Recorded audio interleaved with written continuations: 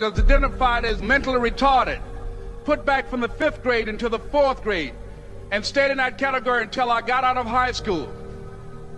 I don't have any college training, but I met a high school teacher who one day changed my life. I was waiting on another student, and when he came in, he said to me, "Young man, go to the board and write what I'm about to tell you." And I said, I can't do that, sir. He said, "Why not?" I said, "I'm not one of your students." He said, "It doesn't matter. Follow my directions now."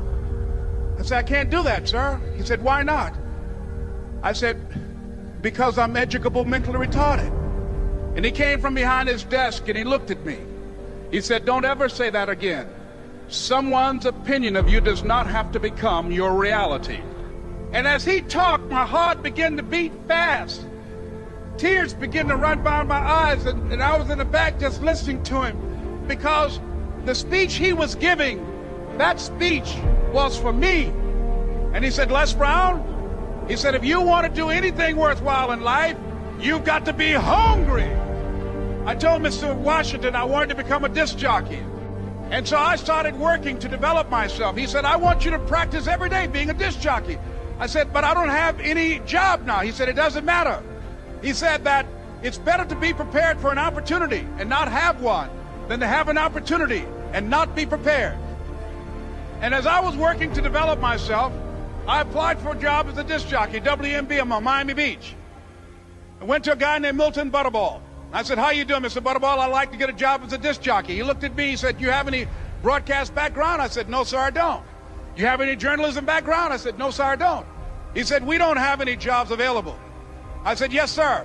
I went back to Mr. Washington and I told him. He said, "Don't take it personally." He said, "Most people are so negative, they will have to say no 7 times before they say yes." He said, "Go back again." So I went back again. I said, "How you doing, Mr. Butterball? My name is Les Brown." He said, "I know what your name is. What do you want?" I said, "I'd like to know whether or not you have any jobs at disc jockey, sir." He said, "Didn't I just tell you yesterday we didn't have any jobs?" I said, "Yes, sir, but I know whether or not somebody got laid off or somebody was fired, sir." He said, "No one was laid off or fired. Now get on out of here."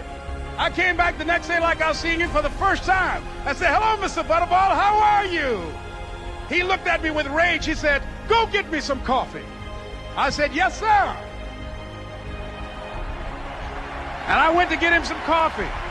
After a while, I would get their lunch and dinner, and I would go in the control rooms and take the disc jockeys their food, and I would not leave until they would ask me to leave.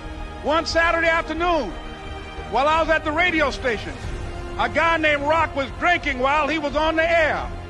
I was the only one there, looking at him through the control room windows, walking back and forth, young, ready, and hungry.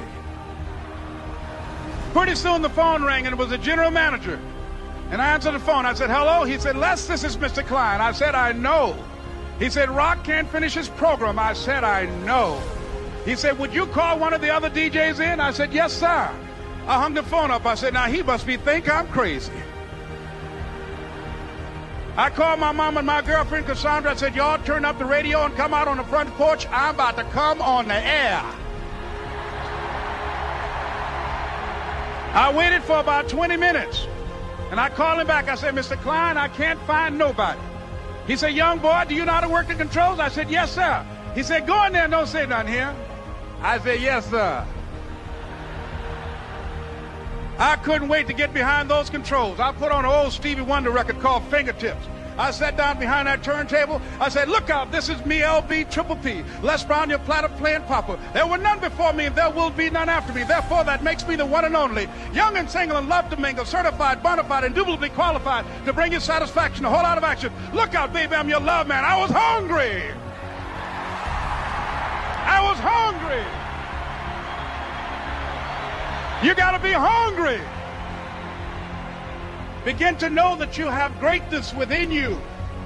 And if just one of you here begin to envision yourselves as being blessed and highly favored to reach your goals, if just one of you capture the essence of what that means, that you have greatness within you and a responsibility to manifest that greatness, that you can make your parents proud, you can make your school proud, You can touch millions of people's lives, and the world will never be the same again because you came this way.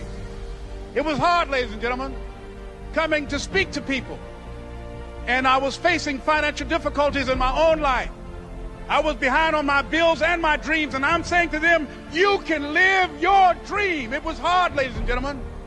It was very difficult to pick myself up each day believing that I could do it. There were times that I doubted myself.